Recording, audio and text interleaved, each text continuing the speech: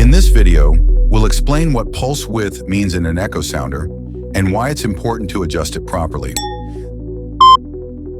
The yellow-orange cone you see here represents the sound pulse being transmitted by the echosounder. If we divide this cone vertically by small sections of depth, each layer corresponds to a single pulse width. It is possible to consider that the echosounder breaks the depth range into multiple pulse width segments on every transmission.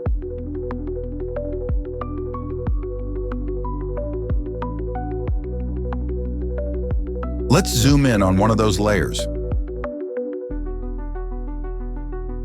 We consider this segment represents a pulse width of 1,000 microseconds, and there are two fish within it. How would they look like on your echosounder echogram?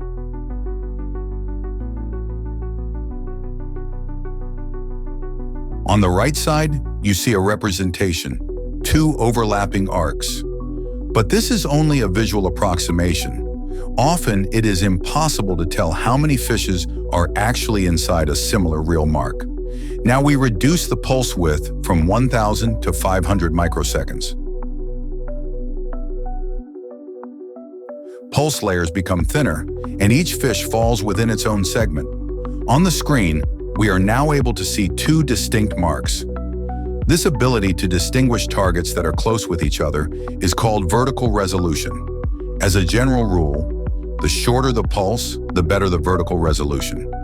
Note that this only applies to CW, continuous wave technology. This is the case when the echosounder transmits a single frequency.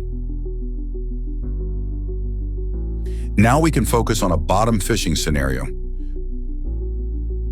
Using a 1,000 microsecond pulse, fishes appear as a single merged mark stuck to the seabed.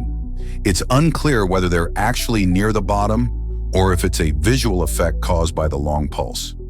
Now, making a comparison with a shorter pulse, on the right, the fish are clearly separated from each other and from the bottom. This demonstrates that shorter pulses are more effective for detecting fish close to the seabed. Here, there is the expanded view on your echosounder echogram.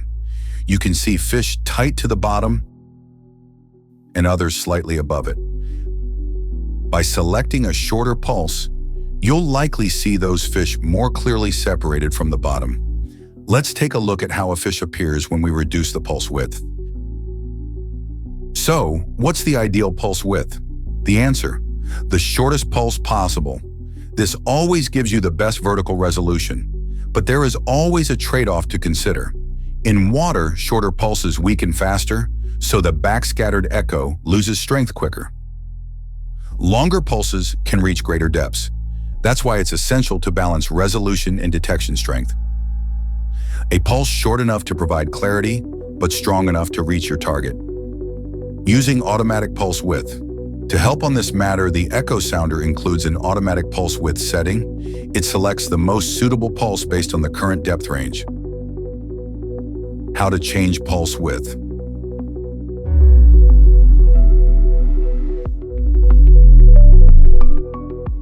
One, click the menu button in the top left corner of the echogram. 2, select the pulse settings icon. You'll see two modes. Fixed mode, choose from 3 preset options: Pulse 1, Pulse 2, and Pulse 3. To customize them, click the gear icon in the top right corner.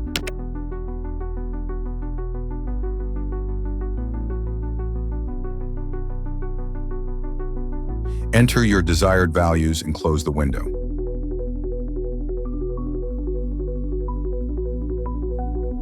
Your custom pulse widths will be applied automatically.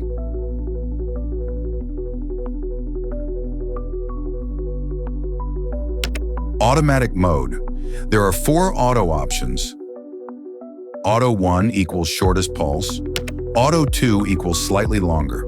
Auto 3 equals longer still. Auto 4 equals longest pulse. These values adapt based on the selected range.